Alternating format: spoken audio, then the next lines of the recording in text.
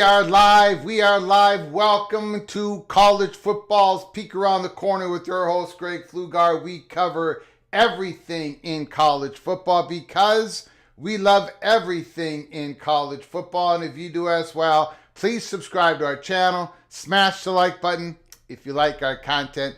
Share the video with your family and your friends. If you want to donate, support this Rebel Outpost with a donation. Hit the $sign where you make a comment, and I'll get to your super chat as quick as I possibly can. Welcome everybody into the studio, and I mean everybody. G5, G6, ACC, Big 12, SEC, Big 10, even those fighting Irish, even those evil Badgers. Everybody is welcome into the studio that sits on the corner of Keith Jackson Parkway in Kurt Gowdy Avenue. Do not be afraid. Do not be afraid to become a legend with your comments and with your phone calls later in the show. And we're going to get to your phone calls probably earlier than usual because they've come out of the meeting. The Big Ten and the SEC, Sankey and Petiti, the athletic directors, they're not saying a whole bunch. I think they've told us enough. I believe that first plane, that first SEC Big Ten plane hasn't landed. And it doesn't sound like it's going to land. That is the plane that is filled up with those 4 automatic qualifiers each for both of those conferences. I don't think that plane is going to land officially until we get to Dallas. Until Sankey and Petiti gets everybody consulted. Everybody has their input, right? And then I think that first plane is going to land. The indication of that plane landing, or is going to land in Dallas on the 25th or 26th of February, is because of the information that we have received from reports discussing the SEC moving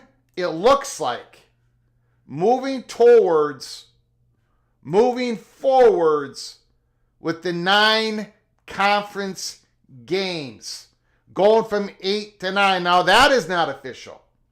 But the SEC is not going to go to 8 to 9 conference games without automatic qualifiers, doing the scheduling agreement. They're not going to do all that unless they get what the Big Ten wants. Their number one priority is to load up on the automatic berths. Let's go through some of the early reporting that is going on. Heather Dinich. Sankey said they talked both days, Monday and Tuesday, the SEC, about 9 league games.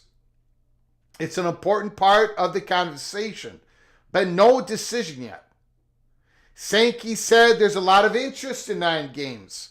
Understanding the committee's criteria in future format is all a part of it. Well, if the SEC is going to get 4 automatic berths,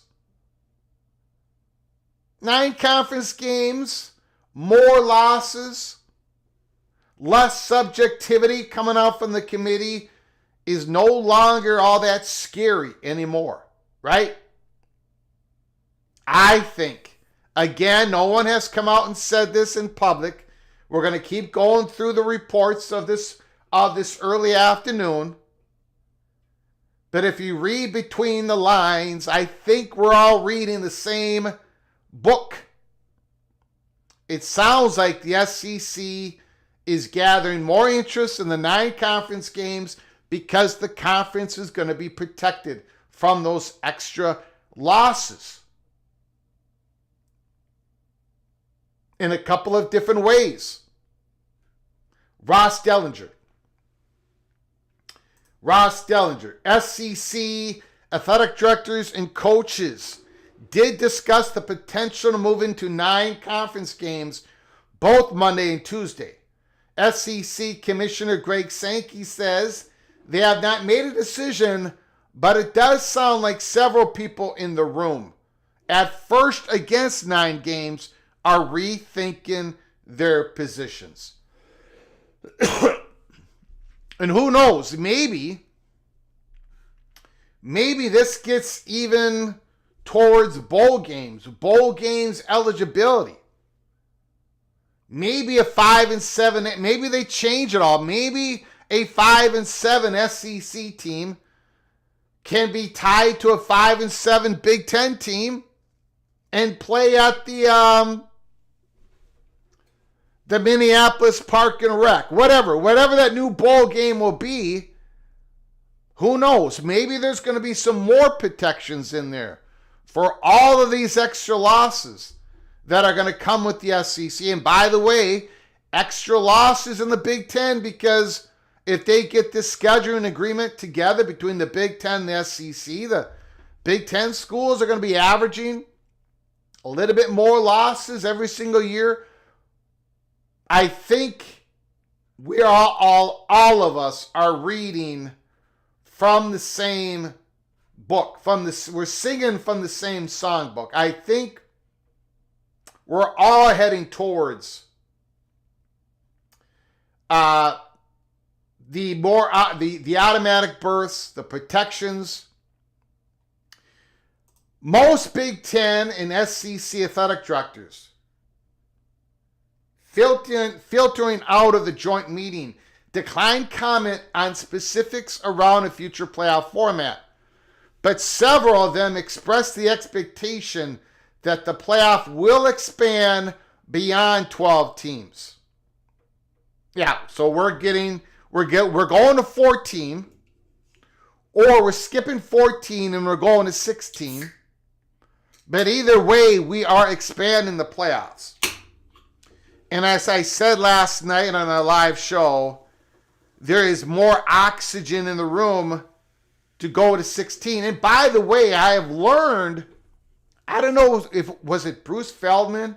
Bruce Feldman basically said, before I said it in public, I think it was Bruce Feldman, maybe Adam Rittenberg, one of those guys, was on with Paul Feinbaum. Basically, there's a clip out there basically saying, a lot of people are saying, why don't we just go to 16? And that was before we did the live show yesterday. So we definitely were not the first to report this new oxygen in the room about going straight to 16. It doesn't mean it's going to happen, but the odds are ever increasing. And my prediction today, was that the Big Ten and the SEC were going to have a couple of different options delivered to the Big 12, the ACC, and the G5. Two different options, one with 14-team playoff and another with 16. Now, I don't know, maybe that's not going to be the case. I don't think we're going to find out that today because, again, when it comes to the specifics of the new format, the Big Ten and the SEC are making careful not to say anything right now. Unfortunately for us here at College Football's Peek Around the Corner. But I think they're being careful, right? They want to have consultations. They want to consult with Brett Yormark and Phillips and the G5, G6 commissioners and Notre Dame. They want to make it look like everything is on the level. Everything's on the up and up. There is no collusion. There is no collusion. I think that's what the lawyers are telling them. Don't get into specifics. Don't talk about what you want until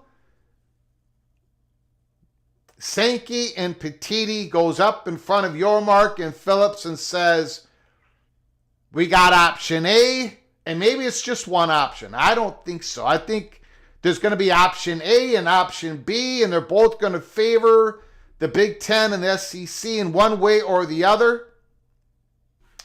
We're going to get to more reports here. More reports are coming out. Hold on one second.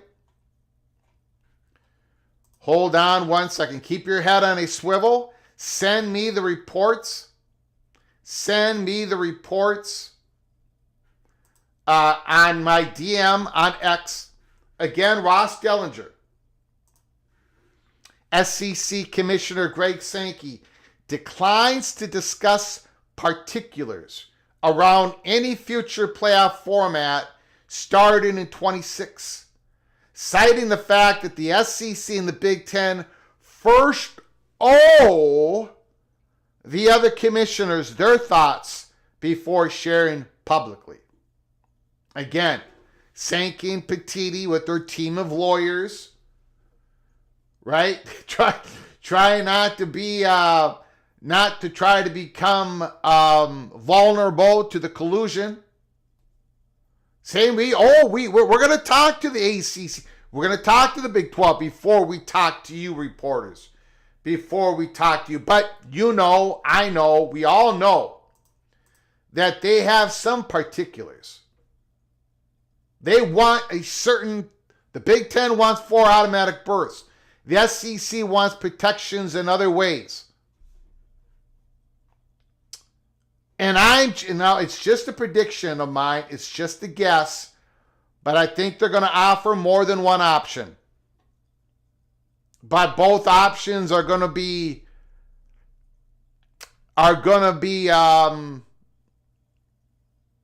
approved internally by the Big Ten and the SEC. I think that's what they've done today. Now, the one big item that they have come out with particulars. The SEC Commissioner Greg Sankey and Big Ten Commissioner Tony Petitti say they are both in favor of changing the seeding in the 25 playoff. Well, good luck with that. As they have suggested in the past. They want seeding based directly on the rankings and no automatic buys for conference champions.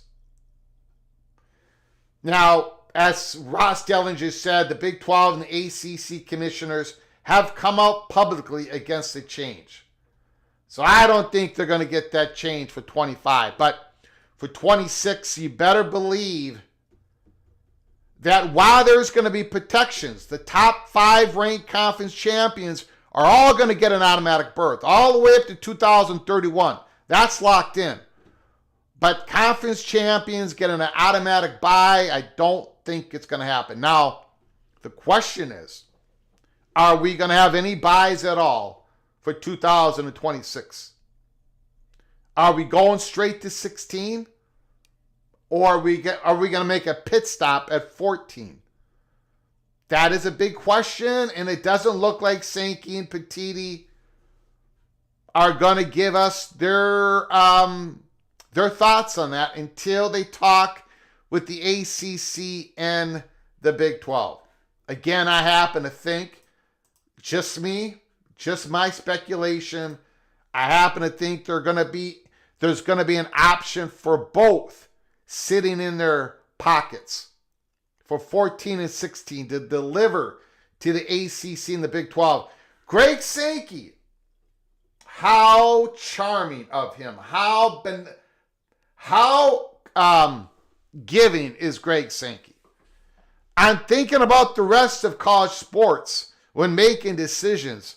If I was just representing the SEC, we'd still have a 4-team playoff. Well, thank you, Sankey. Thank you for being so benevolent. Thank you. Thank you for letting this sport grow and democratizing the sport from going to 4 to 12 teams. Yikes. That is our leadership. Sankey and Petitti. Again, give me any more, again, On 3 is on this. On 3 reporting the same. The SEC and the Big Ten commissioners, Greg Sankey and Tony Petitti, are in favor of a straight seeding that mirrors the CFP committee rankings while still guaranteeing spots for 5 champs. Okay, so if you look at it like this, if you look at it as we're going to go to 14 teams in 2026. Let's just pretend for a moment we're going to go to 14 for 2026.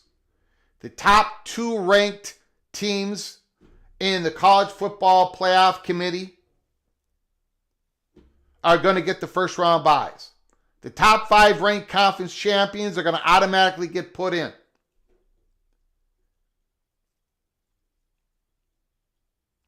The rest of the 14 seeds are based straightly on the rankings.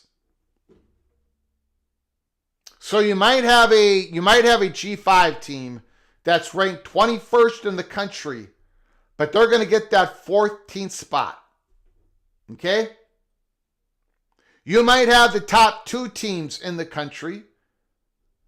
2 top ranked teams be SEC teams or Big 10 teams or Big 12 or ACC, whatever. But the top 2, the 2 teams that get a first round bye could be from the same conference. But that is what the Big 10 and the SEC are willing to admit today, what they are for 2026, because they're for it already for the change in 2025.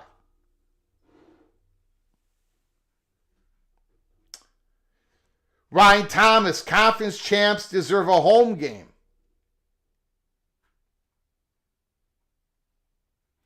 Patrick says no buys, please.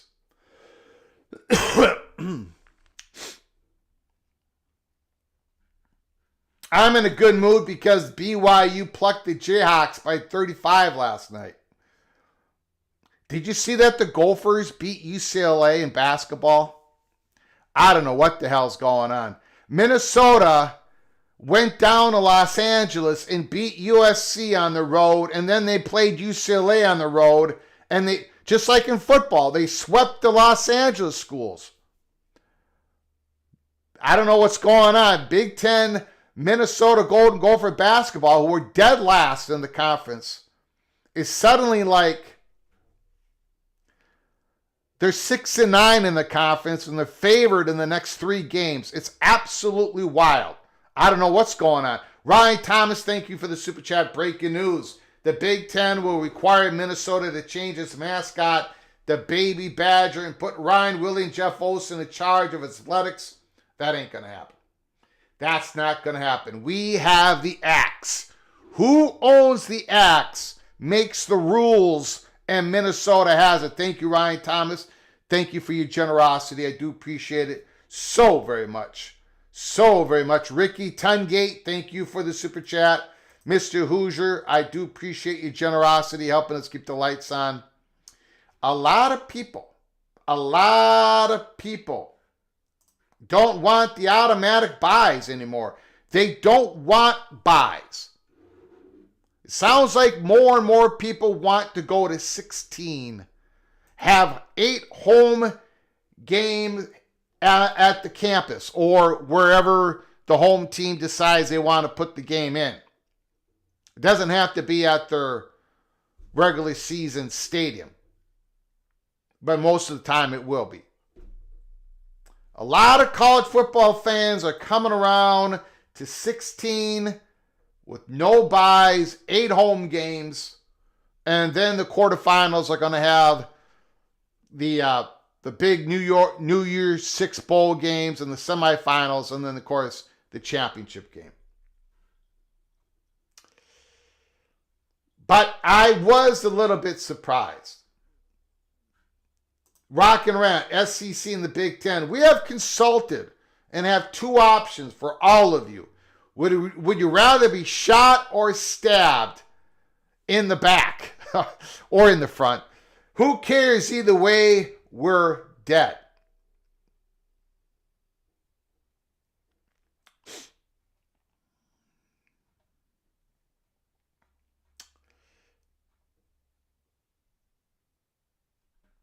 Ryan Thomas, 16 with the top 5 champs getting home games. Yeah, I would have no problem with that, but it ain't going to happen. It just ain't going to happen. It's not going to happen. They're not going to give the... they're just not going to do that. They're not going to... They're not going to deliver a home game to the 5th conference ranked champion, which is going to be a G5, G6 conference, and take that spot away from a potential home game in the Big Ten, SEC, or ACC Big 12 stadium. They're just not going to do it. They're not going to do it. I think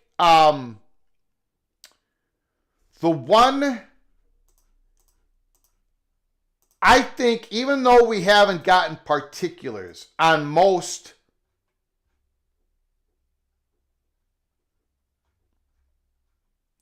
of this, I think the reporting that the SEC is coming around, it looks like momentum is building for them to go to 9 conference games.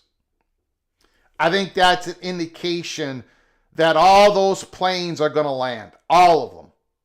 That the SEC has had enough decent talks with ESPN to get to 9 games. You've got, according to reports, you've got schools in the SEC that are now, who were against going to 9 games, saying, okay, all right, we'll go to 9 games. That must mean that the money is good enough.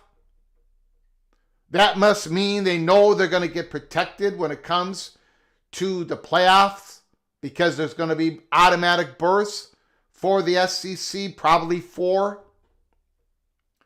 They know that with the 9 conference games, and they're going to have a scheduling agreement with the Big Ten, that's going to bring in more money. And who knows, maybe there's that protection of a 5-7 SEC team potentially going to a bowl game against another 5-7 Big Ten team. And then we haven't had any reports. Again, let me know if I'm missing something here. But we were told at Peek Around the Corner that the discussions around the clearinghouse having to be tightened up, having to be legit, is something that the SEC wants the Big Ten's backing to make sure that the House versus NCAA settlement, that clearinghouse is tight with its operation.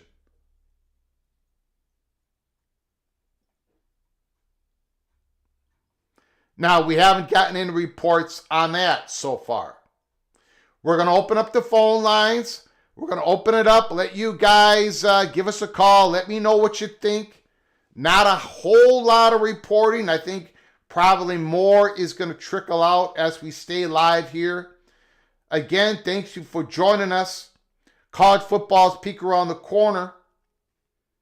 The Big Ten and the SEC have left the meeting in New Orleans. Breaking news.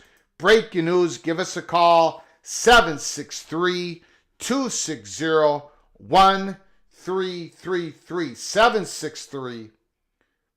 763-260-1333. The lines are open. And let me look for more reporting.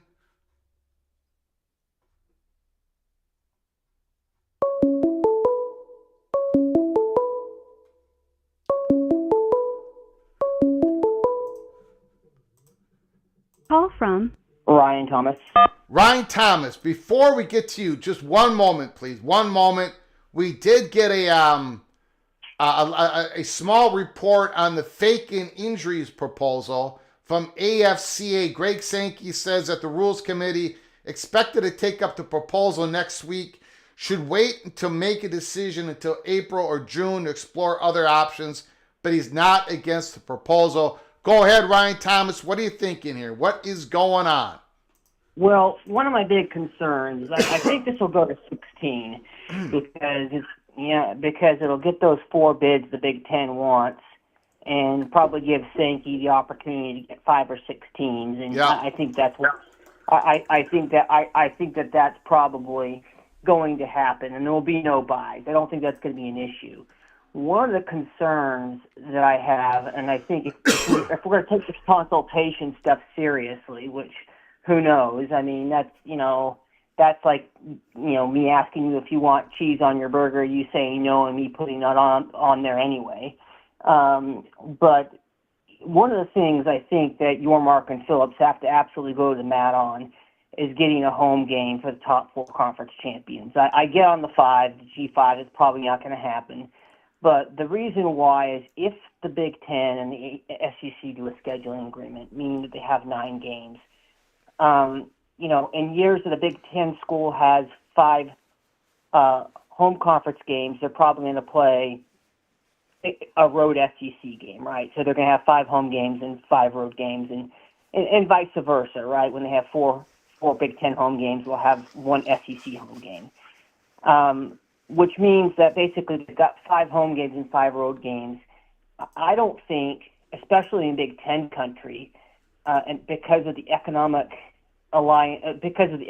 importance of those MAC teams playing, Big Ten pay games, basically. Yeah. I don't think there's ever a world in which the Big Ten and the SEC are ever going to play less than 7 home games. I just don't see it. Yep. Which means that if that happens, so if the Big Ten and the SEC get 16 home games, have a 16-game agreement, right? Yeah. That means maybe 2 Big Ten teams are the only ones that have openings, and USC probably gets Notre Dame, and whatever else happens. Maybe Iowa State's okay, maybe not. But the issue that's going to come down to is people can lobby their state legislatures all they want, but when they see the dollar signs in front of this, they're going to waive those requirements to play each other.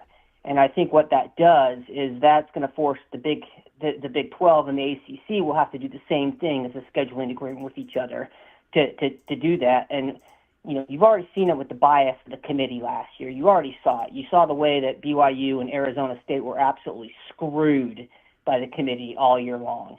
And the thing that's going to happen is because of that scheduling agreement, the strength of schedule for the Big Ten and SEC schools will always be higher, and that means that the Big 12 and the ACC team will never be seeded high enough to get a home game. They just won't be. And they lose all the benefits of being able to have an on-campus experience. They lose that gate revenue. It's just that, I think that that's one thing they have to go to the mat on, because otherwise I think it's just, they will never sniff a New Year's Six Bowl again if that happens. And I think that, and that's just my opinion. Yeah, I think you bring up a very good point. I would think they probably would want to go to the mat on that. Another thing that I would want them to go to the mat on, and what bothers me about this automatic qualifying 4-4-2-2 is that it becomes institutional. It becomes in stone. And I think while the Big 12 and the ACC can't stop it from happening, maybe they can, say, look, now I'm probably being naive here, Ryan, okay? It wouldn't be the first time. But they should, you know how Yormark fought for that look-in, right? For that look-in, just in case. Yeah. That's out the door now because of this. Yeah. But okay, yeah. So that's out the door. But I'm wanting Yormark to open another door here. So just in case. Now Yormark's argument was, what if we fight above our weight class, right? What if we advance in the tournament? What if we win one? What if all this happens? Wouldn't we change the distribution model? Wouldn't we change? Okay, so that was a look-in, or a material realignment, which we're not going to get by 28 or 27. But so why not go back to the Big Ten and SEC and say, look, 4-4-2-2, okay, all right, okay. But I'm willing to gamble. I'm willing to, what if, and I've said, people laugh at me, but whatever, I don't care. This is what this show is all about. You can laugh at me. What if Texas Tech, or what if BYU, what if one of these Big 12 teams, or one of the ACC teams get on a roll? They get a freshman quarterback. He's sensational. The boosters are throwing money. They win a bunch of games. They win 11 games, and they go on a miracle run, and they win the whole thing. What if that happens? You still going to go 4-4-2-1-1? I mean, the world is changing. We know that the Big Ten and SEC has all these advantages. We know that some Big Ten teams have a historic advantage over a whole lot of other Big Ten teams. That's not going away. Same with the SEC. But once in a while, a miracle happens. Once in a while, somebody gets on a run. What if that happens? Are we still cemented on 4-4-2-2-1? I don't know. I agree with you, but, my issue is I understand the money argument that's going to be made, and I understand the network and the TV rating. But the whole thing is if a Texas Tech or an Arizona State, if they get a special class, because of this whole scheduling agreement, they're going to be viewed just the same way that, a G5 is, or Boise State or whatnot. They're going to be shoved down in the rankings by the committee. We know that's going to happen. And those special teams, are going to be stuck playing, as the, 12th, 13th, 14th, 15th, or 16th seed on the road. And that's a tough environment, no matter how good of a team you are. I mean, and, it sort of, not that it's impossible, but you really deny those student athletes and those players the opportunity to shine. And I think, they make it harder. And you made the comment yesterday, the 0% chance, people like Bill Elliott and Josh Pate making that comment. Oh, they not only believe there's a 0% chance, they don't want it to happen. Yeah. And that's the thing. They don't want it. Yeah. And I guess a lot of people are very fortunate to be part of fan bases that, are in an SEC or Big Ten school that have all the resources in the world and to be successful. But at the end of the day, you're not the end-all, be-all. And, you've got a lot of people that will watch the bowls that are not your fan base. And, if you alienate them, college fandom doesn't work like NFL fandom. People are fans because they have a connection to the school in some way. And they're not going to become fans of schools they hate. An Iowa State fan is not going to become an Iowa fan, okay? That's not happening. Texas Tech fan is not going to become, a Texas fan. That's just not happening. And at the end of the day, you've seen a couple leagues, and I'm sorry to go off college football, but the NBA's golden age was the 80s and 90s. And now it's unwatchable garbage. And the ratings have dropped off. They're making money, but the ratings have dropped off. And that same thing can happen. And, whether ESPN's serious or not about, alienating the part of the country, it's true.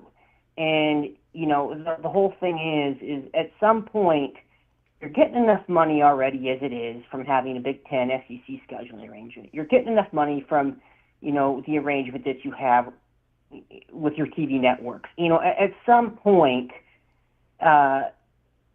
you're basically at the point of diminishing returns. The incremental gain that you're getting by the total power grab isn't necessarily going to bring you that much additional revenue.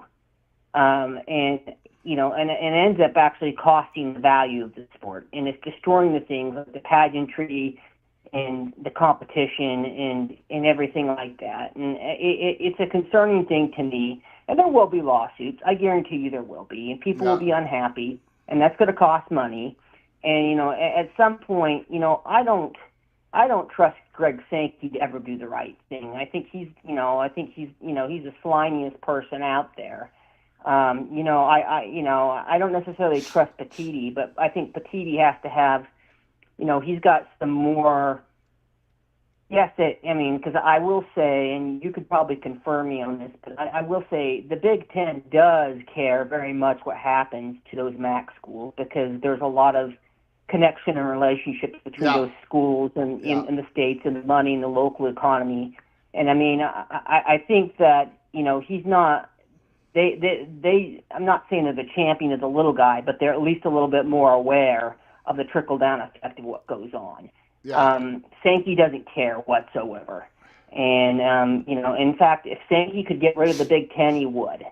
And, and that's just the bottom line. And I get it that they're watching out for the league, but at the end of the day, it's different. But anyway, I'm taking up way too much time, Greg. Thank you so much for all you're doing on the show. Keep up the good work, and take care. Appreciate it. Thank you so much. Great call.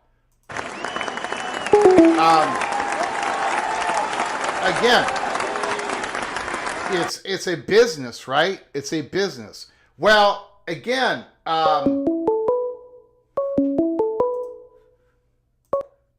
Call from BJ. BJ, can you hold on for a moment? Yes, sir. I appreciate it. Here again is Sankey. Well, first of all, let me get to this.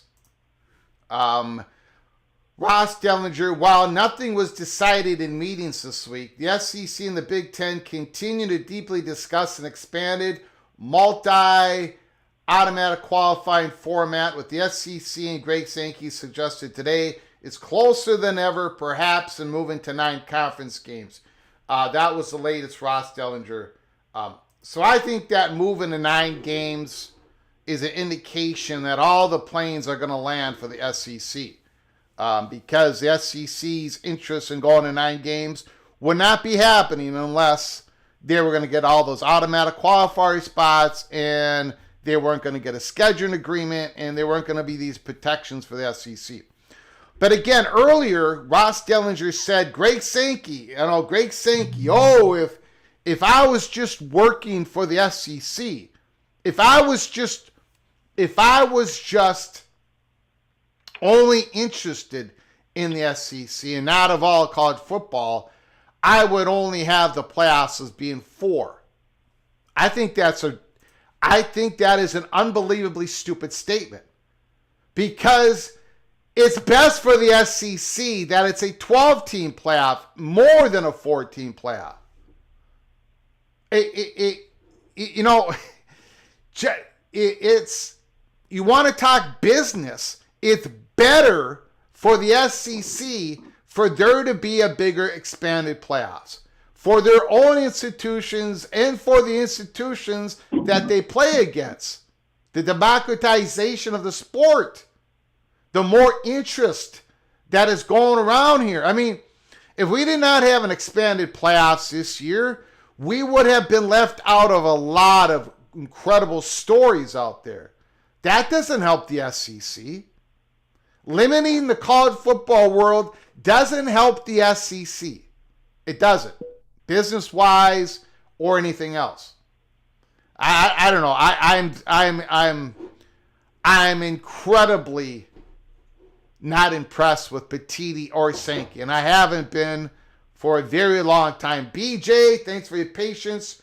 The floor is yours. Bill G and Heartbreak 25, I will get to your incredible generosity here in a little bit, but I've been having BJ hold on.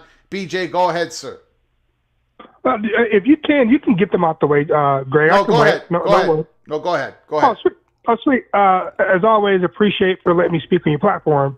I kind of disagree with you, but it's okay. It's okay. I think this is a dynamic situation, but I disagree with you in terms of if it was just 4 teams, I think it would benefit the SEC in the sense of there's a higher likelihood that they get 2 of the 4, which would be half of the teams that can win the tournament or win the championship, versus them getting 8 of the 16 teams, right?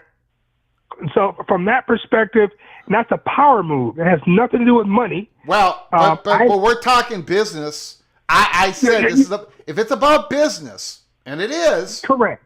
It is. Correct. That's less money for the SEC. A 4-team playoff is less money for the SEC.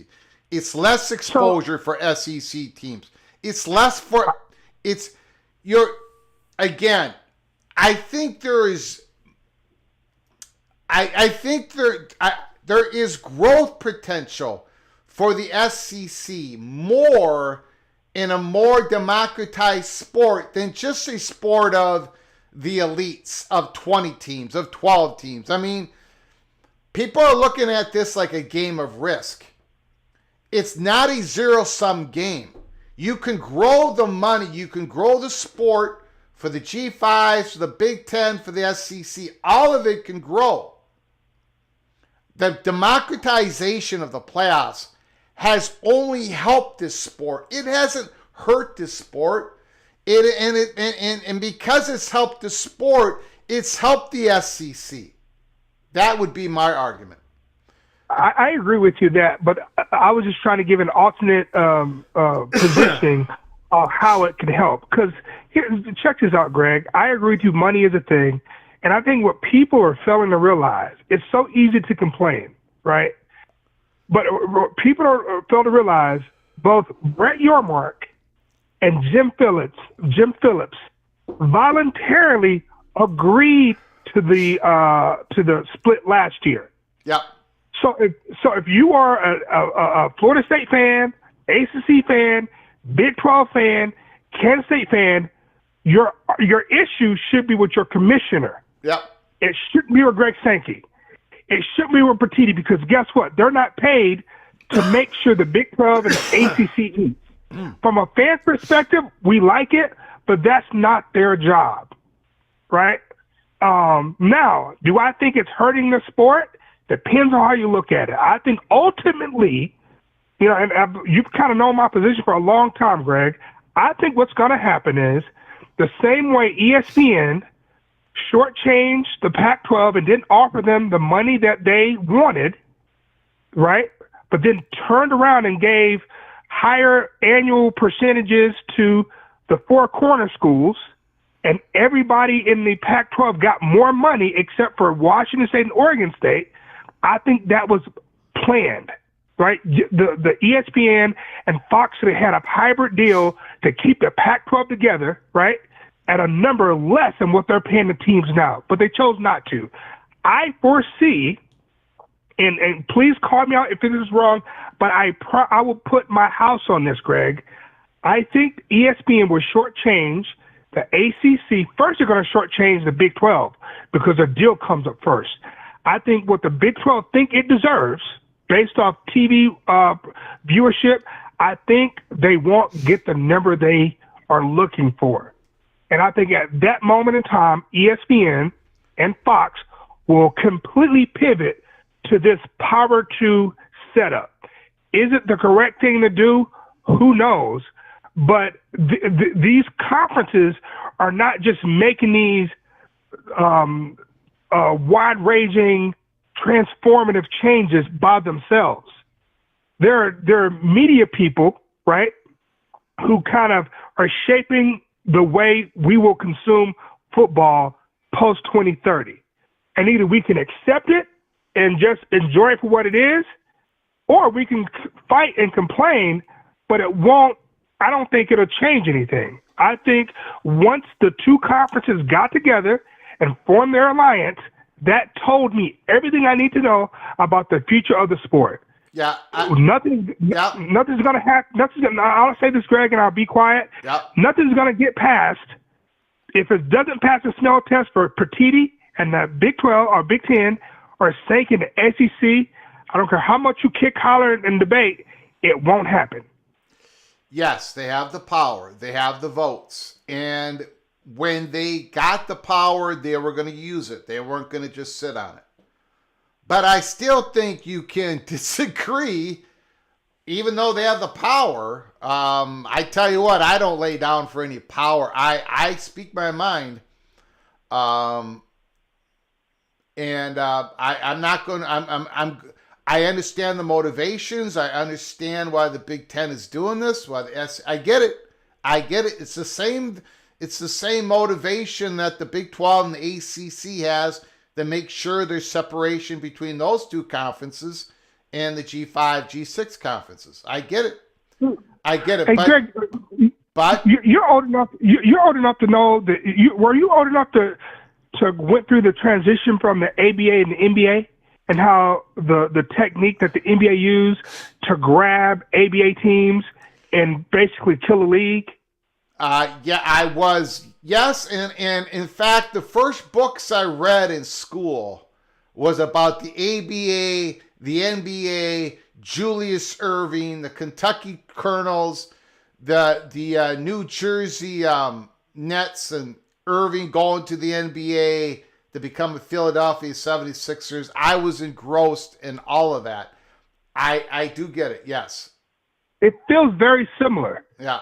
Right? It feels, so the leagues and the TV partners or the media partners at the time felt like there's some brands in this ABA team that are really good, and we're going to move you guys over, and San the rest Antonio. of you. Yep. Denver, San Antonio, Yep. The Pacers, right? Yep. So to me, it feels like business. I don't like it, but I understand it. And I'll just say this, Greg, and I'll get off your line. And once again, thanks for allowing me to speak on your platform. And a lot of times things I say is harsh and, people get offended, but I'm just trying to take emotion out of it and look at it from a logical standpoint. Got it. What I know is this. In 2035, college football will be played, and almost certainly it will be different from what it is today, right? And if a business is about leverage, right? If you ever conducted any business meetings or business transactions, leverage is the ultimate when it comes to business decision. Yep. If the ACC and its leadership and the Big 12 and its leadership felt like they was getting a shitty deal, right? You could, and last year you kind of reported that there was legitimate threat that the Power Two was going to split apart. Well, they were right? threatening. I don't think it was legitimate. Not for 26 and 25. It was a tactic, right? It was a tactic. It was a tactic, and it worked. So Yes. if that's the case, why don't the other two conferences say, hey, we're gonna, since you're not gonna give us fair compensation, let's take our football, let's take our brands to market, right? And let's create our own TV product and see what that gets us. But you know what'll happen? I know, you know, and everyone with half a brain knows, if the ACC or the Big 12 tried to do their own thing, it will fail miserably in terms of the money that they think they deserve, right? Mm-hmm. If you get private investment or private equity into it, right? You can do that, but then it's not a college sport anymore. It's a professional sport, and then there's rules and then maybe it's for profit. And right now they are protected by the nonprofit kind of setup that they have with the NCAA and the federal government. So with that being said, Greg, as always, I appreciate you for allowing me to speak on your platform, and go Noles. Appreciate it. Thank you, sir. Great call, BJ.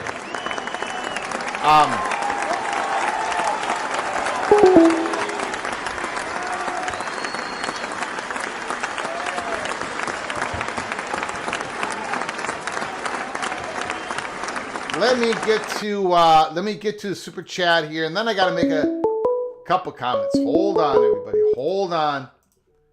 Call from Edward the Auburn Tiger. Edward the Auburn Tiger. Thanks for calling, my man. I appreciate it. Can you hold on for a moment, please? I sure can, sir. Thank you so much. I got way behind here. Bill G, thank you so much for the 5 gifted memberships. Holy smokes. Steel Austin, Nittany 89, the Buckshot Kid, Mick Stevens, TCU, and Terry Kane, Hurricane. You've all been gifted a membership because of the generosity of Bill G. All of you are knighted officially, Cloak and Dagger. You can go to our YouTube channel, look at the library of episodes, early P Cloak and Dagger, membership only episodes. Go give it a look. When you get an opportunity, please say thank you to Bill G. Bill G, thank you so very much. Heartbreak 25. In business, you learned about the TAM, SAM, and SOM. Die-hard college football fans are the SOM. The market opportunity is the SAM. Casuals who turn in for the big brand and games only. And SAM, SAM, is always multiples of SOM. Thank you, Heartbreak 25. Thank you for the business lesson there. I appreciate the super chat. Appreciate your generosity. Before we get to the Edward Auburn Tiger, BJ brought up a scenario, right? You know, the Big 12 and the ACC, if they're not getting a good enough deal, maybe they go off on their own. Maybe they would bring private equity, and maybe they get these big streaming companies, whatever. And then BJ says, and I don't think it's going to go too well for them. You know what? I would agree. I would agree with that. But I don't think they would also go very good for the Big Ten and the SEC. That's my point. I completely understand the motivations of the Big Ten and the SEC. Growing, becoming more wealthier, more powerful. What is ever driving them is the same thing that is driving the Big 12 and the ACC. It's driving the G5 schools. Self-interest. But you only can go to a certain point of growth when you're in it on your own. I don't agree with this if the SEC and the Big Ten breaks away tomorrow. I don't know. do their college football content really becomes that more popular? Why? It's not, look, live sports is king. It isn't the Big 12 and the ACC might have to do some other deals than ESPN and Fox. But there is big media companies that are looking to come in. This isn't the Pac-12 situation. I think everybody is better together. I think everybody grows more together. I don't think a smaller NCAA men's basketball tournament is more profitable. I don't think if you had an SEC Big Ten basketball tournament, just those two conferences, it's going to be more popular. No, of course not. Same thing with the football playoffs. Let the Cinderella story be part of the bigger story. Most of the time, it's going to be an SEC team that wins the championship. And if it ain't the SEC, then it's going to be the Big Ten. And once in a while, it may just happen to be an ACC or a Big 12 school that wins it. But the access has to be there. It has to continue to be there. I don't think shrinking the island makes it more valuable. I think everybody can grow together. Just my opinion. Go ahead, Edward, the Auburn Tiger. Let it rip. Thanks for calling, my man. I appreciate the patience. Yes, sir. Another great show. I haven't been able to hear everything, but Greg, you always do a wonderful job. And listen, I've been a college football fan for a long time, and I've learned a lot from just hearing your show. And I don't know what came first. I don't know if the systematic structure that we're now having, that was probably planned years ago, began, or the NIL. But it seemed like NIL changed everything. I mean, it forced colleges to go from being just universities and based on education to thinking more of a business model. And with that being said, it seems like players SEC, Big Ten, Fox, ESPN has been taking advantage of this situation. Obviously, like you said, networks are driving the train. They obviously want these moves. They're all for it. I mean, they're putting the money where their passion is. But I think, Greg, that one of the probably most non-advertised things that's happening is the bargaining power of the SEC and Big Ten together. Yeah. Because I don't really think that the SEC would be getting the money, if it comes out this way, for the ninth game if they didn't have a partnership with the Big Ten. I think you're right. I think Yes, I think you're absolutely correct. Same with the Big Ten. They would not be getting this extra money if it wasn't for the partnership with the SEC. That's right. Because both families of networks, they want the other conference. They want that exposure. They want those eyeballs. And I really believe that, tell me if I'm wrong or not, but the moves moving forward, that the power of the SEC and the Big Ten will become so great that they're going to change how we watch college football, period. Not only in terms of the rules, not only in terms of the gameship, but even from a television point of view. I honestly believe that they become so powerful that the families of networks they're in won't be able to hold such an entity. I think they'll become more like the NFL. What do you think about that? I don't know. Maybe you're right. I mean, the Big Ten already has multiple media partners, and I think the SEC, one more expansion for the SEC, and I think they're going to have somebody in there with ESPN as a media partner, right? So, yes, sir. Yeah, but those two together, sharing the same media, maybe. I don't know. I don't know about that. And the way the plates are shifting, it's almost like a boa constrictor. It seems like every time there's a movement in college football, the SEC and the Big Ten is gaining more ground. And as we look forward to 2031, that time frame, I really want to hear, you kind of touched on it, I just want to hear, is realignment going to be a major player in that time? Yeah, probably.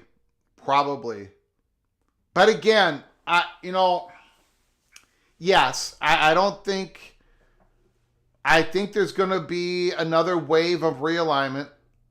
I think the SEC is going to be expanding their footprint, their diversity of students, not just student athletes, but students.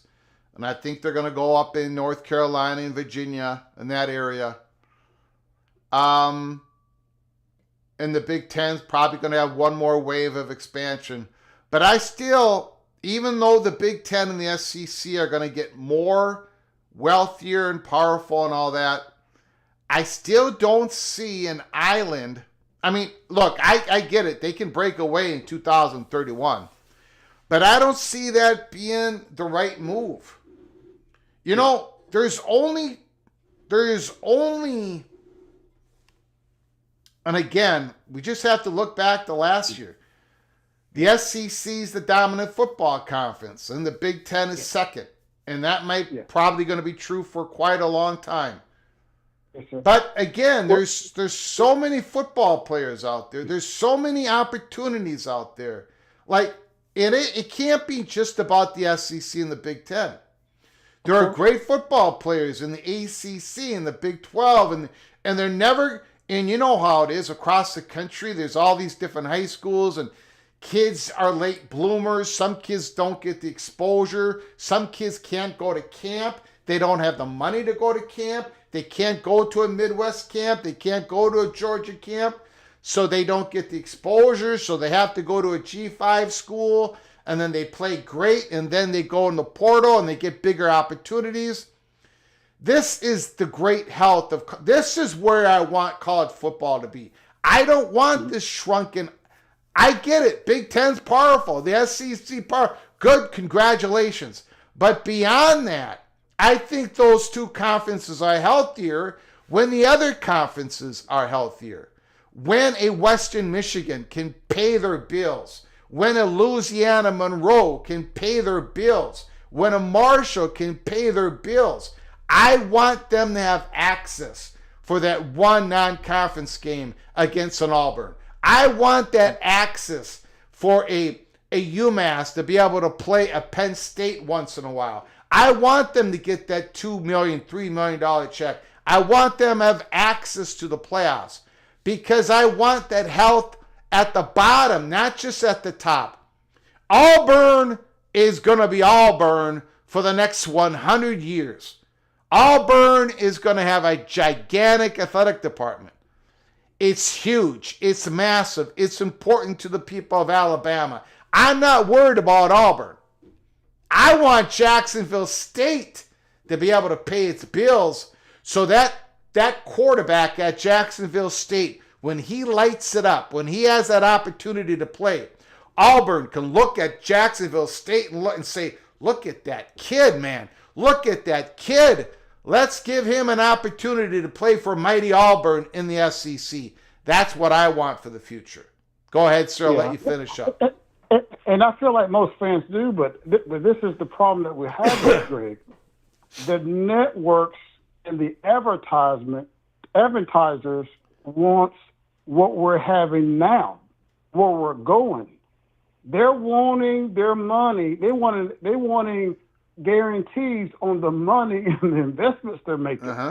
And I believe that NIL has forced the universities really almost to, I won't say totally sell their souls to the networks, but they're having to listen to what the product that they are portraying to stay up and to accommodate this new NIL era. Yeah. I mean, I think the whole system is being forced to move this way. And all the Big Ten is doing and the SEC is doing is taking advantage of what the new system is bringing forth, which is really being ran by the networks. Yeah. I get it. Edward the Auburn Tiger, anything else, sir? No, sir. Great Fantastic phone call. We're going to be talking about the SEC. Auburn might be one of those schools that I've fallen in love with going into 2025, sir. Jackson Arnold, we're going to be talking about it in that wide receiver room. Cam Coleman, and you got yourself Mr. Eric Singleton. Look out. Buckle up. Brace for impact, Edward. I'm braced. All right. Hey, thank you very much, Greg. You got it. Thank you. And I get it. Look, the SEC content is very valuable. The Big Ten content is very valuable. They get the big viewership. We all know this. But live content is king, baby. And the difference between live content, the value between live sport content versus a talk show, a sports talk show, is ginormous. It's not even close. You need ESPN. You need live sport content. Stephen A. Smith might make $15 to $20 million, but they're not getting national advertisement money during those talk shows. They're getting it in the sports live content. That's where the ad rates go straight up. It's the Super Bowl, baby. That's what brings in the money. I mean, it's live sports. So what I'm getting to is, regardless of, let's say the Big Ten goes to 24 teams. Let's say the SEC goes to 20 teams. Or if you want to go 24, 20, whatever. They're not going to be able to, okay, that's going to be all valuable, all great, whatever. But still, there's going to be demand for more college football content. The Big Ten and the SEC cannot feel the appetite of the college football fans if this sport continues to grow, which it better, which it should. This is why these bowl games still make money, because they get enough viewers, because there's the appetite. So I think the Big 12 and the ACC, or whatever's left out there is going to be demand for your content. Not like the Big Ten and the SEC. Call from Rick? Rick, the floor is yours. Let it rip, sir. Let it rip. Well, I'm trying to get some information because I didn't have my head on a swivel. Yeah, how many planes landed today? None. None. But, good question. Holy smokes. Breaking news. Rick, I do apologize. I will get back to the plane here in a second. The Evil Badger, Jeff Olson.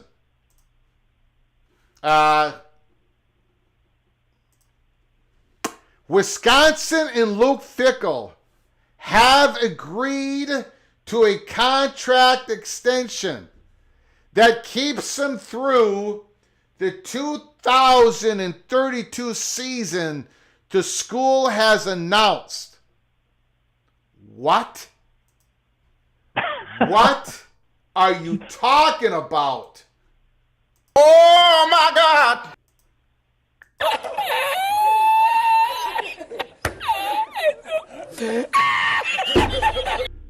That's all that Luke Fickell needed to do.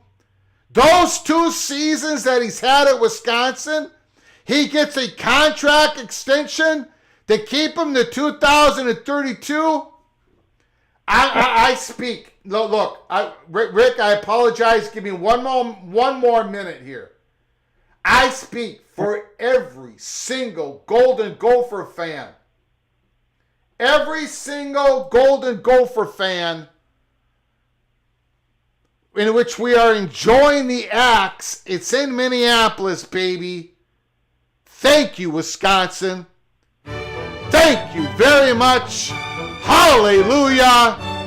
Luke Fickell, Wisconsin, contract extension.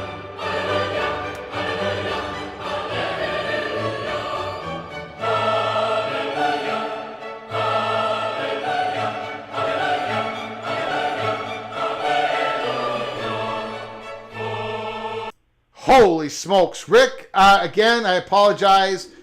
The floor is yours. The plane. We're talking about the planes, right?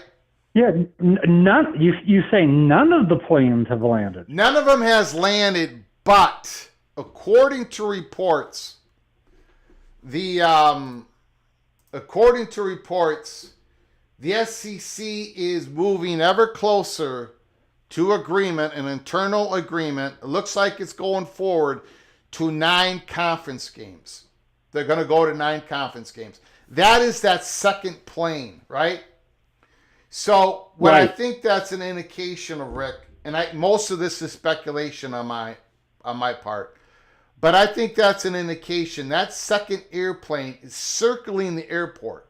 That second airplane is that 9-game conference schedule for the SEC, which opens up the possibility of that third airplane when it comes to the scheduling agreement between the Big Ten and the SEC. That first plane will not be allowed to land until it gets to Dallas, where Sankey and Petiti are not going to talk in particulars about what the 26 format's going to look like until they've consulted with the ACC and the Big 12. So it sounds like that first plane, that there is some sort of agreement between the Big Ten and the SEC on automatic qualifiers. I think they're going to give a couple of different options to the ACC and the Big 12. And that first plan is ready to land, but they're not going to land it until they talk to the air controllers in ACC Big 12 country. And then that first plane lands, then that second plane is going to land, and I think that third plane is going to land. Does that make any sense? It makes perfect sense. And I think what that speculation might be, and that Dallas discussion might be, well, if it were 16 instead of 14, perhaps there would be an opportunity for the Big 12 and the ACC, one or both, to get a third team in.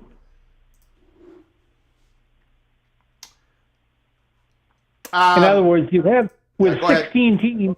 With 16 teams, you'd have the guaranteed 2, with a possibility of the 15th or 16th slot to the ACC and or the Big 12. Not guaranteed. Yep. Not guaranteed. Open, available for if the ACC has a great season and has 3 teams in the top 16, they can slide 3 teams in, or the Big 12 the same time. Yes. Yep. So that might be a negotiation point for the Big 10 and the SEC, maybe in regards to a possible modification to the 2025 playoff.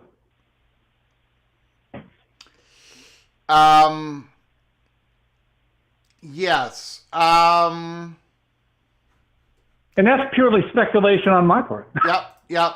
Now, the 25 playoffs, the only thing that was reported for the 25 playoffs was Sankey and Petiti wanted the rankings, the seedings, to match the last college football playoff rankings. So the top 2 teams ranked, and they can both be from the same conference. The top 2 teams ranked get automatic buys if it's a 14-team playoff. And then the rest of the seedings will follow the college football playoffs rankings, with the protection of the 5 top-ranked conference champions get an automatic berth.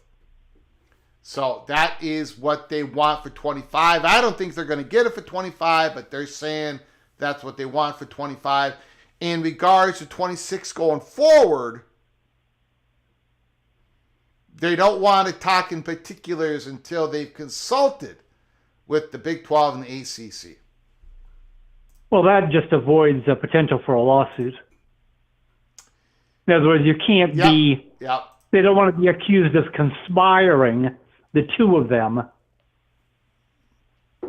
without getting input from the others. Yeah. So that's just a token response to get to dot the I's and cross the T's. Okay, now I know what's going on. Thanks. You got it. Thank you, buddy. Thanks, you, Rick, for your patience, too, on that. Appreciate it. Yep. Anytime. Yep. You got it. Beautiful call.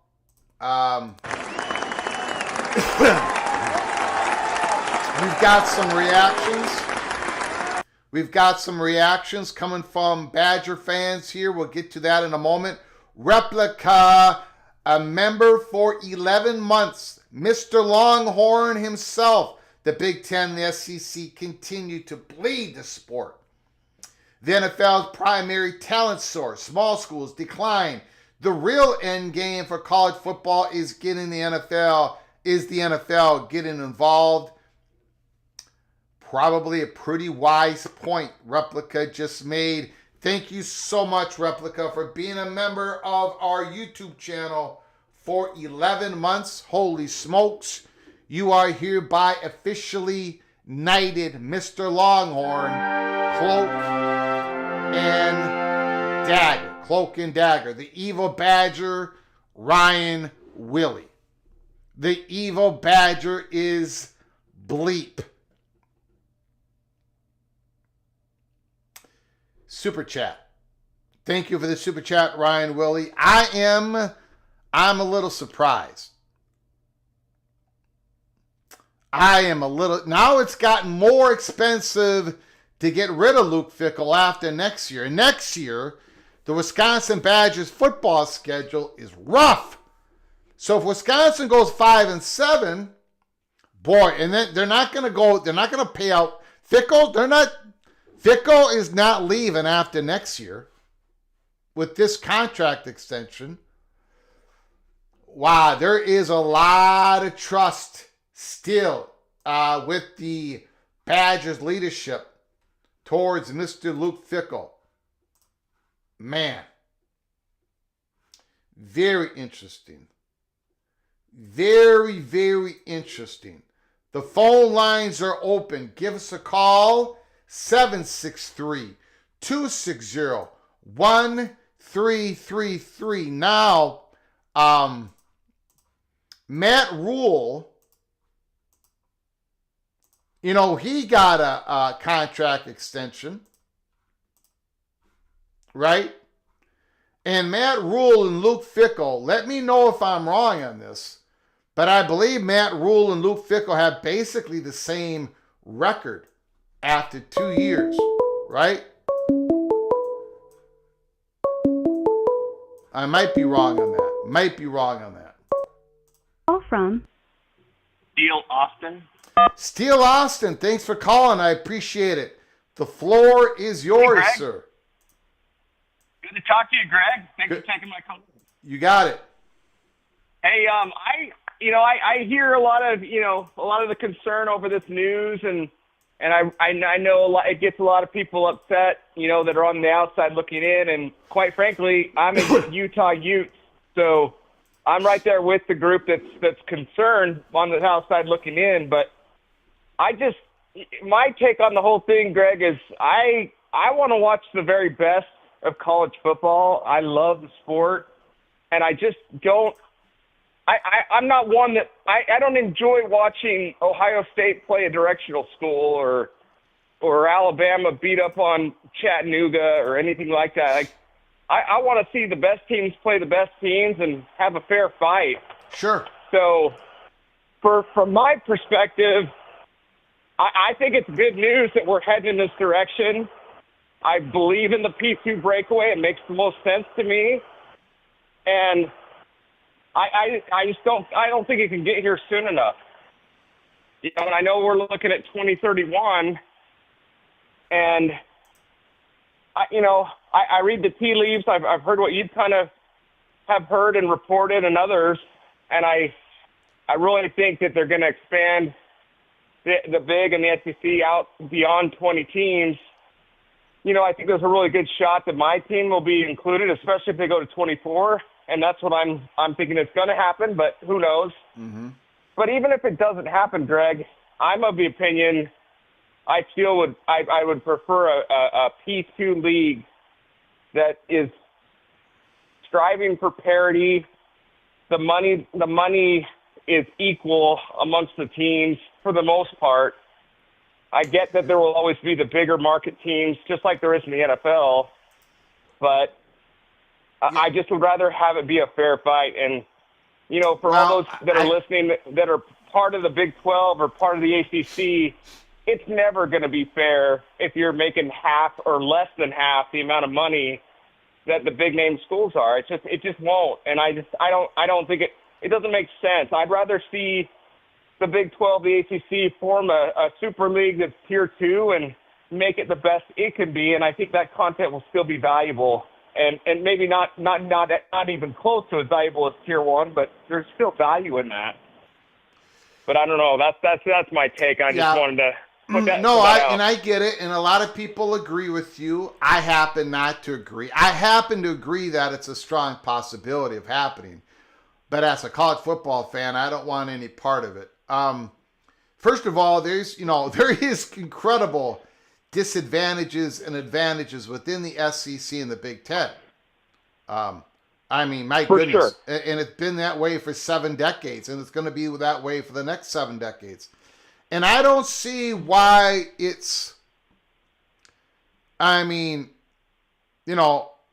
again, there's only so many football playing spots on these SEC and Big Ten teams. Kids want to play. They want the opportunity to play. They want to catch the NFL eyes, right? They want to be able to play. There just isn't enough opportunities within the Big Ten and the SEC world for all the great football players out there. We see that every single year. And for those players to play like in a tier 2, which is going to devalue it significantly, man, again, there's a strong possibility of that happening, but man, I don't want to see it. There's going to come a time where there's going to be, the advantages can only grow so much. Like the Buckeyes' advantages over Utah, it can only be so much. And after that, it's just, you're just throwing icing on it. There is no more advantages that you can create. I don't see, like, let's say the Big Ten and the SEC separate from each other. And I'm just going to use Northwestern and Mississippi State as an example. Okay, I could use Minnesota, but I'll just use Purdue here because I always use Minnesota as an example. Purdue is going to get beat up by Michigan for the next 70 years. Okay, they are.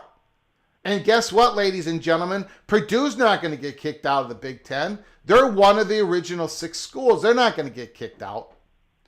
They're going to get beat up by Michigan. So what is so much more fascinating about that game than having Arizona State play Michigan once in a while, or a Utah, or a Georgia Southern, or, you know what I'm saying? It's like we're going to have always this big disadvantages. Why are we so interested in putting up this big wall between the Big Ten and the SEC versus everyone else? There's already the moat. Why are we so interested in building this wall? Go ahead, sir. I love your sentiment, Greg. I do, and I in a perfect world, I would love exactly what you're describing. But for what you're describing, for that to be possible, in my opinion, is you would need the the Big Ten and the SEC to say, you know what, we're gonna form a new league and we're gonna include everybody and we're gonna share the money equally. And they're never going to be willing to do that. So if they're not going to be willing to do that, then I don't see that can work. But they're not going to do that. You're correct.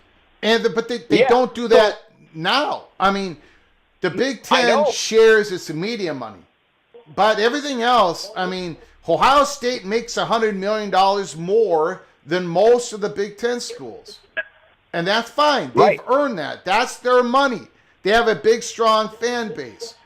That advantage is not going to go away. They're going to whip most of our butts for the next 7 decades.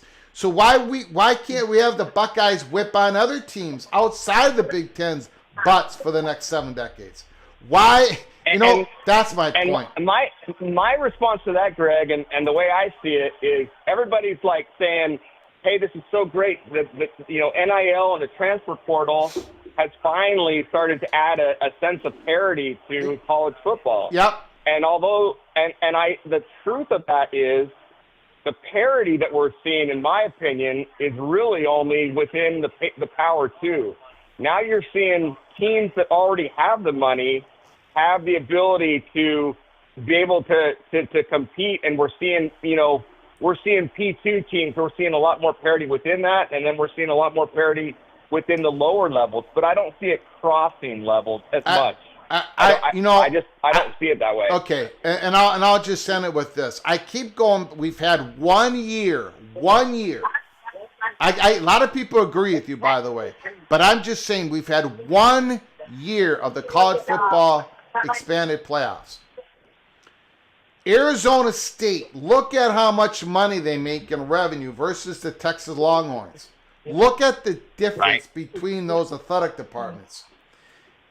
Arizona State was an eyelash away from winning that game. An eyelash at 4th and 13 or 4th and 18 or whatever. Quinn Ewers caught the Arizona State on a blitz, threw it off his back foot, touchdown.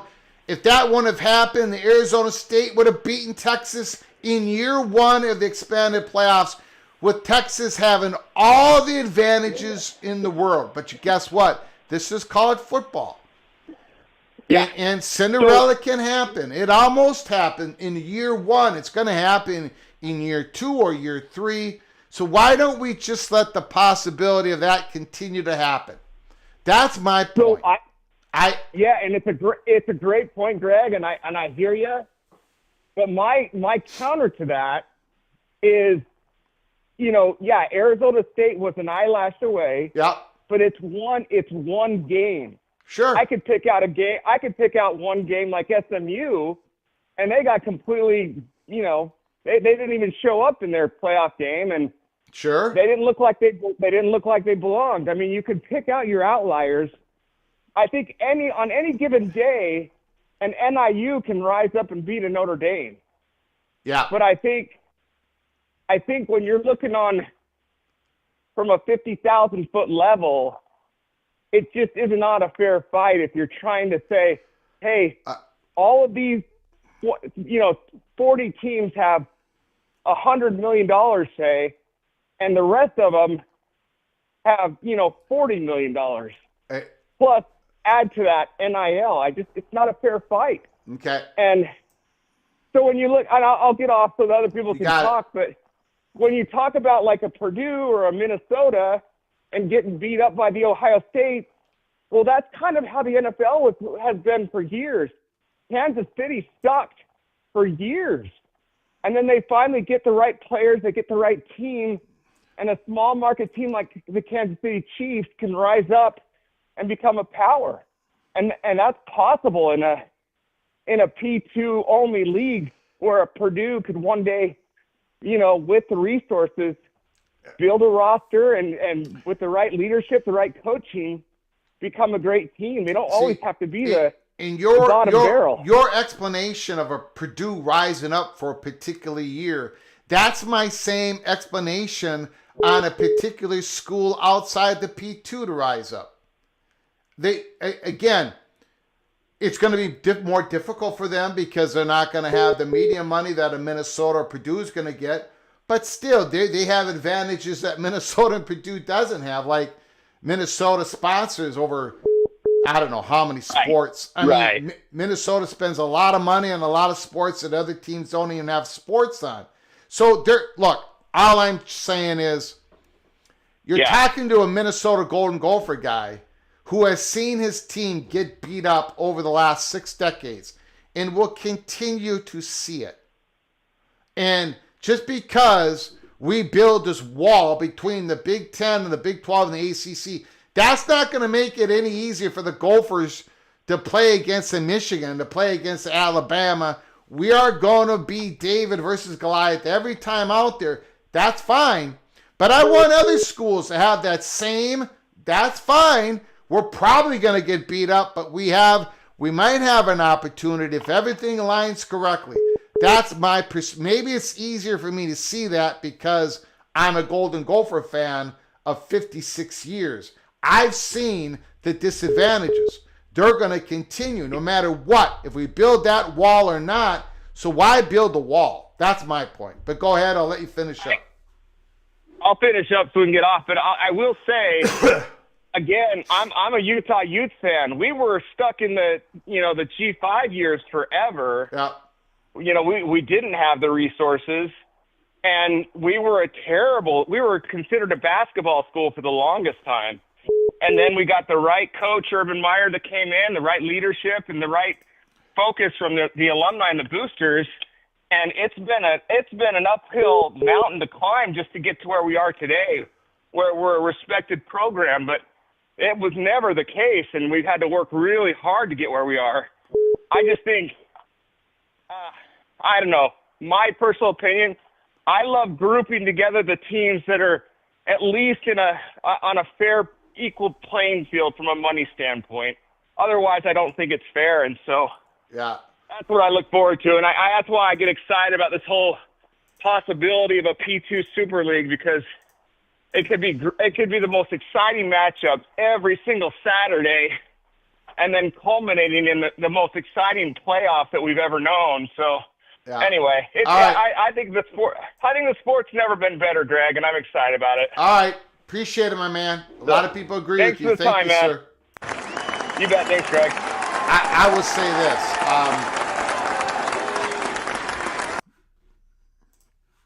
And then you have the other example. If you were doing a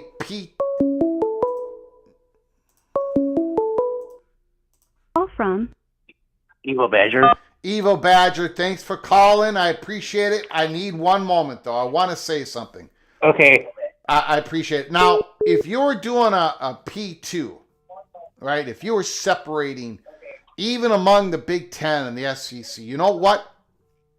The schools that have all these advantages, the big money, Nebraska. Nebraska has way more money, way bigger fan base than Purdue, than Illinois, then Northwestern, then Minnesota, right? Right? Since they've been in the Big Ten, they've had a whole bunch of advantages over Minnesota. And if the big money people, if everything was only have to do with money, Nebraska would probably make it to this next Super League and Minnesota would not.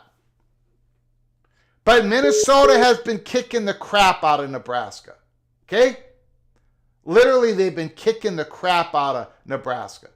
For the last 8 years, 7, if you take out the COVID year, by the way, Nebraska and Minnesota had the same wins in the COVID year. But if you just take this last 7 full seasons, Minnesota has won 12 more Big Ten conference games than Nebraska. I mean, and Iowa has won 21 more conference games than Nebraska. So there are programs out there that make a whole lot of money, big fan bases, but they haven't been able to win against the smaller programs. so that's an example on the other extreme. So sometimes David has Goliath number every single time out there. Minnesota has beaten Nebraska 5 straight times. Minnesota has defeated Nebraska more than Nebraska has beaten Minnesota since Nebraska has become a Big Ten member. And before Nebraska went into the Big Ten, Minnesota has defeated Nebraska more than Nebraska. It hasn't, it's been like, and every single year, all the predictors predict Nebraska to finish ahead of Minnesota, and it never happens. So again, David, there are Davids all over the place. And every single year, you don't know what David is going to rise up. Last year, it was Arizona State. It was SMU. It was Indiana. In year 2 of the expanded playoffs, we don't know what Davids are going to rise up, but there are going to be a couple of them, and it's a fascinating story to watch. And why we want to cut that out of our college football experience at the highest levels, I don't know why. Why are we so insistent in cutting Cinderella out of the dance? I don't get it. Evo Badger, I thank you so very much for calling. It's a very sad day for many Badger fans. What happened, my man? How did this happen? Luke Fickell signs an extension to 2032. Go ahead, sir. McIntosh has lost his sleeping mind. Yeah. I don't understand it at all. I don't get it. He is 500, and there's 2 years here, and you decide to give him an extension? I don't get it. I don't get it either. I don't get it. And basically, especially when you look at that schedule next year, I mean, it's going to take a miracle for Wisconsin to win 6 games. And then if they win 5 games, they don't make it to a bowl game. Now you got another year. You're not going to, I think you and I can both agree on this, Evo Badger. Luke Fickell is going to be the head coach of the Wisconsin Badgers the first game of the 2026 football schedule, right? We both agree to that. You're not going to get rid of Luke Fickell after next year, no matter what happens. Unfortunately, yes. Yeah. I actually wanted him gone after this season, but they kept him on. And I have no clue why. Yeah. I'm just lost. What I am now. I can go. Let me go check here real quick. While I have you on the line, just let me check.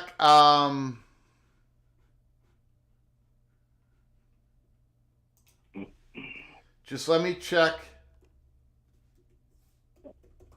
It's even been posted on ewbadgers.com. Yeah, I'm gonna check. I am check. Oh shoot, I don't have. Oh boy, hold on. I need another moment here. I gotta log in. I gotta remember what my login. Give me a moment, everybody. I am checking the Wisconsin message board here. We're gonna get a taste. All right, we're in. We're going to get a taste of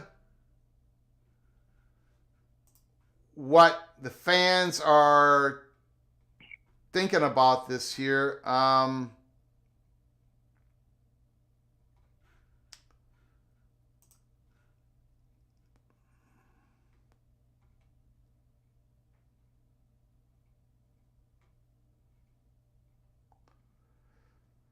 Yeah, they're not really talking about it, which is odd, which is very odd.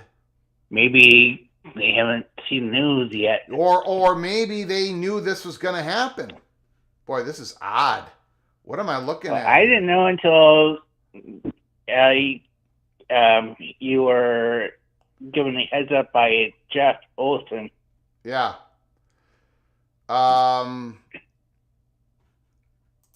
They just have no, there is no comments really about it. People are not talking about it. Interesting. Anyways, yeah, I'm shocked. I'm absolutely shocked. If it goes bad after this extension, McJosh is also gone. Jeff Olson, need Billy Edwards to work some magic in 2025. And Billy Edwards is a type of guy who can, he does have a little bit of magic with, if you watch the Billy Edwards game against USC, when he took Maryland Terrapins down a couple touchdowns and they upset USC Trojans, that was magic. But then when you watch Billy Edwards against Minnesota, it was an absolute train wreck for Billy Edwards last year. So, boy, that is a lot of weight on Billy Edwards' shoulders, especially with that schedule. Oh, my goodness. Well, Fickle better get Carter Smith ready to play real quick. Mm-hmm. If Edwards isn't the guy. Yeah. But they showed me event. But that's all I had. All right, man. I appreciate it. All right, bye. You got it. Thanks for the call.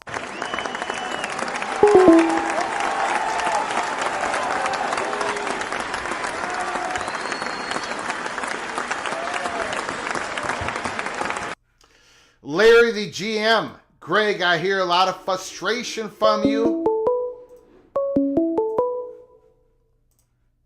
Call from Tristan 5. Tristan, can you hold up for a moment, please? Yes. I do appreciate it. Larry the GM. Greg, I hear a lot of frustration from you, but I'm not understanding what the issue is. Indiana would not be cut out with this. Indiana would be guaranteed in. Arizona State would not be cut out. Arizona State would be guaranteed in. That's true. Very true. But then that is not the source of, I think this is a fait accompli. We've been reporting on this, but as a football fan, I do not like it. And it's because Indiana, I thought they should have been in. I thought Arizona State, of course, they won the conference championship. That is not where the frustration would come in. My frustration is what if Indiana did not have a very good football season? What if there wasn't a fourth Big Ten team that was as good as the third place ACC team or the Big 12? Why does the automatic berth, why does it have to be so? I get the motivations why they're doing it. I get it. We've talked about it. We reported it. We gave the peek around the corner. I get all of that. I'm talking solely as a college football fan. I am very hesitant to be approving of an automatic berth when there is so many different variables that can go on with a football season. There is nothing permanent about the fourth place team in the SEC of the Big Ten being definitely better than the third place team in the Big 12 or the ACC every single year. There's nothing permanent about that. The chances, the odds, yes. Most of the time, there's going to be 4 Big Ten schools or more. Most of the time, there's going to be 4 SEC teams. Now, there's only 3 last year. But again, it's the permanence of it. I happen not to agree with that. It's too predetermined. I get the motivations why. I get why the Big Ten wants to do it, because their media partners want it. They want to have their playing games. They want to make more money. I get the motivations. I'm just talking as a football fan. As a football fan. Not as even a Gopher fan. I'm talking as a college football fan. I want there to be, I don't want this to be predetermined. Like, if you talk about basketball tournament, are you going to come to me next and say that the Big Ten should have 6 automatic qualifiers in every tournament because they're the Big Ten? No! No! No!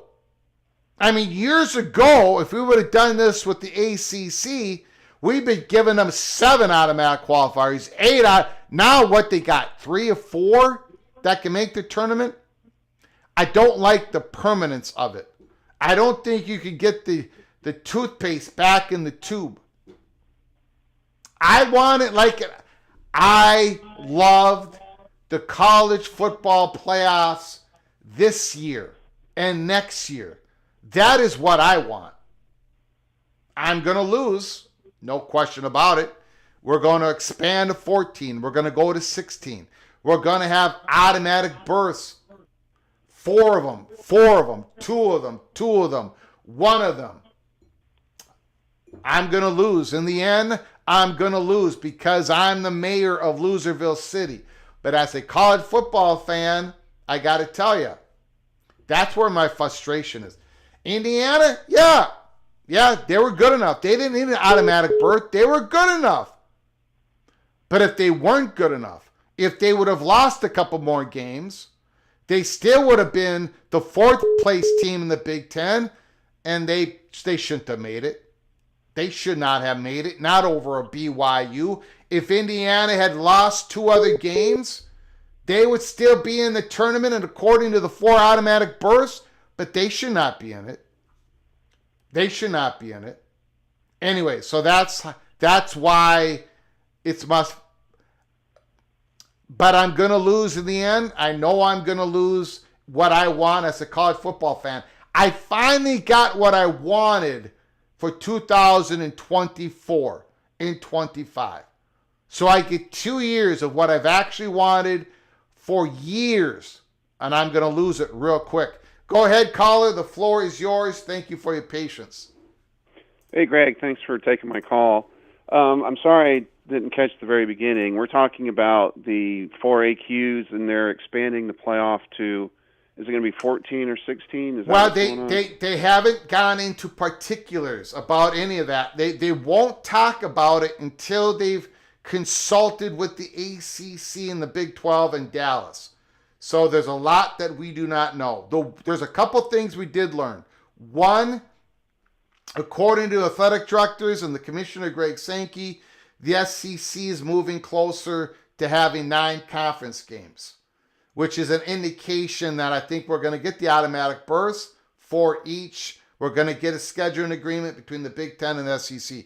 The other thing we learned, besides the SEC going closer to 9 conference games, is that the Big Ten and the SEC want a seeding change.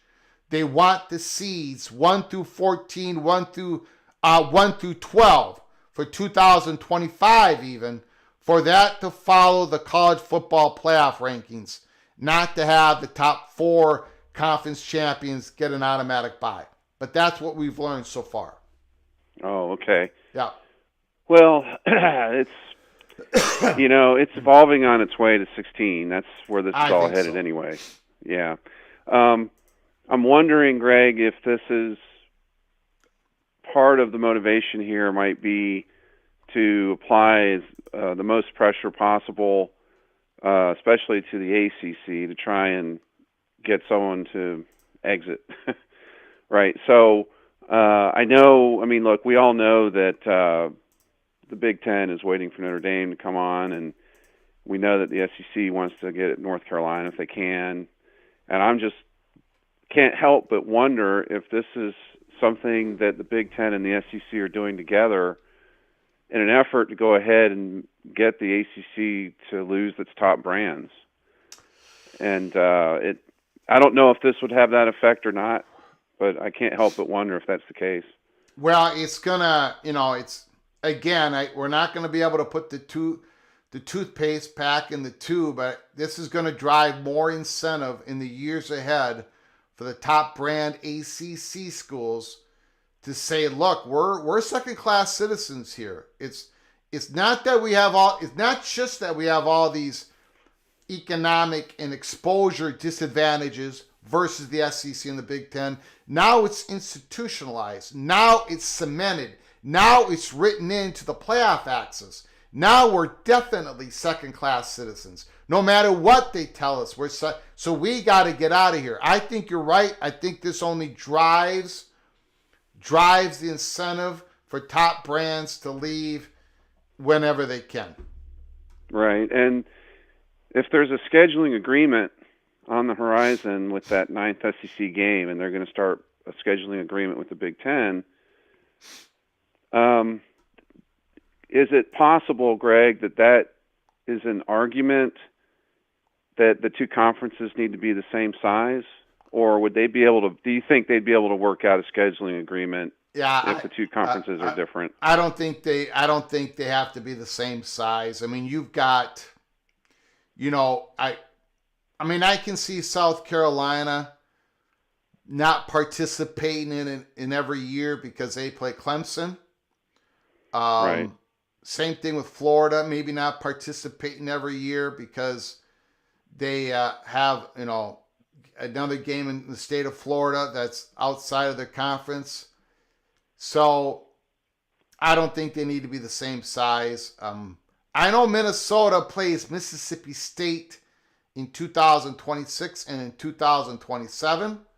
So I would presume if this thing kicks off at 26, my Gophers and the Bulldogs and Mississippi State, I think that's probably going to be a pairing under the new contract. But okay, yeah. Well, if it has the result of causing this top brands to go ahead and exit the ACC, I think, and I don't know what would happen to the remaining brands. I'm wondering if, like, the remainders of the ACC might merge with the Big 12 somehow and form a very large third conference, with the Big 10 and the SEC leading the way. I don't know if that's a possibility or not, but it seems like it might be.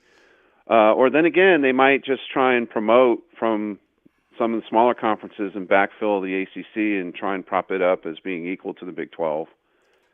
I don't really know where this is all headed. But I something in the back of my mind is telling me that there's like realignment moves that they want to have happen, and they're trying to pull the right levers to force it. That's just what it feels like to me. Yeah, and I do not blame you for thinking that, because that's probably part of the cloak and dagger that's going on. Because this is going to be this has been talked about now for so many months, so people are getting used to the idea of 4-4-2-2-1. Even Big 12 and ACC fans are like, okay, well, we might as well accept it because it's going to happen. But once this gets institutionalized for 26, and we haven't done this before, this is something new, I think it's really going to hit. I think it's going to be like, I think the Florida State and Clemsons of the world and North Carolina and a few others and maybe even a couple out of the Big 12 are going to be looking at like, man, oh man, whatever we got to do, we got to be able to jump when there's a chance, if there's an opportunity, because now we know for sure that we are considered second-class citizens in the sport of football. Yeah. Yeah, well, we'll just see how the cookie crumbles. I mean, they're marching towards 16, so yeah. If they don't go to 16 in this next iteration, we know that will be coming shortly thereafter. Yeah. And so we'll see. Greg, I want to keep it open. Like, I want as many teams to have playoff access as possible. Yeah. And, I'm willing to suffer through some blowouts in the early rounds. Yep. Just like the example you gave, the Arizona State, man, they were on their way to winning that game. Yeah. And, anyone can say that it's an outlier. Of course it's an outlier. Sure. But, hey, look, in the NFL, if that's what you're comparing this to, sometimes wild card teams win the Super Bowl. Yeah. Right? And so I want to have that wide access. And look, realistically, I understand that 9 times out of 10, it's going to be Ohio State, Alabama, Michigan winning it all. I get it. I get it. But we get it. We get it. I want the opportunity to be there, and I want it to remain as much of a national sport as possible. So. Yeah.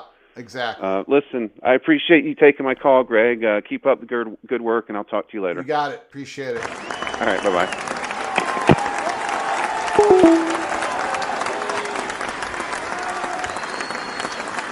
And that was a great comment. I mean, okay, so let's say we go into this breakaway world, right? We go in this breakaway world where the Big Ten goes to 24, the SEC goes to 24, and they break away. And oh boy, this is great. We're going to see big quality games every single week. And okay, but you're still going to have 5 or 6 programs that are going to be way out in front of those other 42 programs, 40 programs. You're still going to have the same thing. You're still going to have this big disparity. But now you become NASCAR. You've shrunk your world. You've shrunk your enterprise. You've shrunk your universe. Why not have access for all these other programs out there? Keep their access. We're still going to have the blowouts, but once in a while, Cinderella is going to come to the dance. It doesn't hurt. As long as Michigan and Ohio State and the Alabama and the Georgias can drive the governance because they're bringing the eyeballs, they're bringing the value, they're bringing the money. As long as they can control the governance of their level, it doesn't hurt. It doesn't hurt those programs to have an Arizona, to have a California Berkeley, to have a Houston, to have a Baylor, to have a USF, to have a UCF, to have these programs, to have a pathway access into the playoffs for their own exposure increase and value increase. To me, if you shrink this college football world at the highest level, you're just cutting the legs off of a whole lot of programs and a lot of universities. You're basically devaluing their value on day one. And why? That's why? Ohio State ain't getting hurt by it. The Buckeyes are not getting hurt because Arizona State has a chance to go to the playoffs at the highest level. Michigan is not getting hurt because Boise State has has a chance to get to the playoffs. Georgia is not getting hurt if Navy can do a miraculous run and get into the playoffs. The Gophers aren't getting hurt. We're already getting hurt, but getting smacked around. I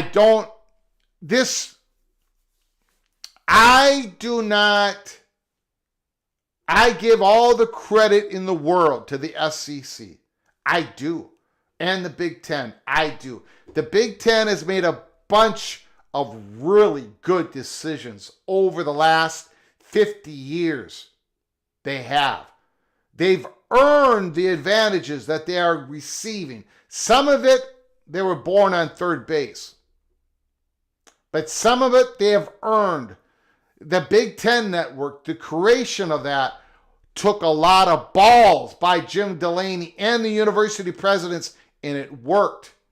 They've been able to expand. They've been able to get bigger and wealthier and more powerful. I give all the credit to the SEC and the Big Ten. But if you build a wall between you two and everybody else, You're going to hurt everybody else, which is not good. And in return, it's going to hurt both of you, in my humble opinion. One of the reasons why the SEC is so healthy is because the Sun Belt can pay its bills.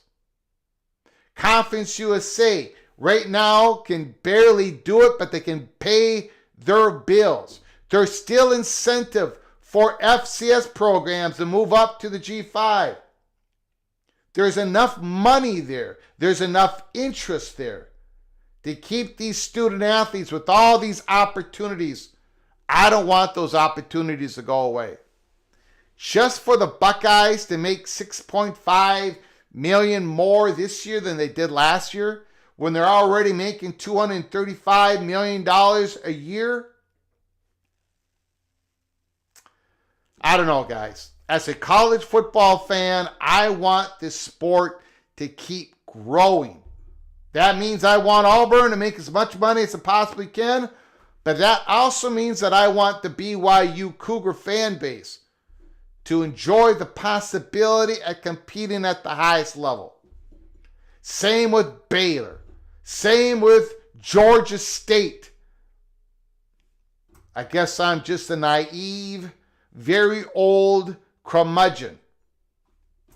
And I'm going to lose. Eventually, I am going to lose the battle. I want to thank everybody for joining us here at College Football's Peek Around the Corner. We're going to be getting more information as the week goes on. And we are going to be doing our way too early top 25. And I'm going to tell you this. I've got a team that's going to be ranked number 2 in the country. Number 2 in the country. In my way too early top 25. That is not part of the Big Ten. And it's not part of the SEC. Oh my. So we're going to get a little crazy later this week. If you're new to us or if you haven't done it yet, please subscribe to our channel. Smash the like button if you like our content. Share the video with your family and friends. I want to thank everybody for joining us for this afternoon delight, Wednesday, February 19th. Ryan Willie, thank you for your generosity. Replica, Heartbreak 25, Bill G, Ricky Tungate, and Ryan Thomas, thank you so much for your generosity.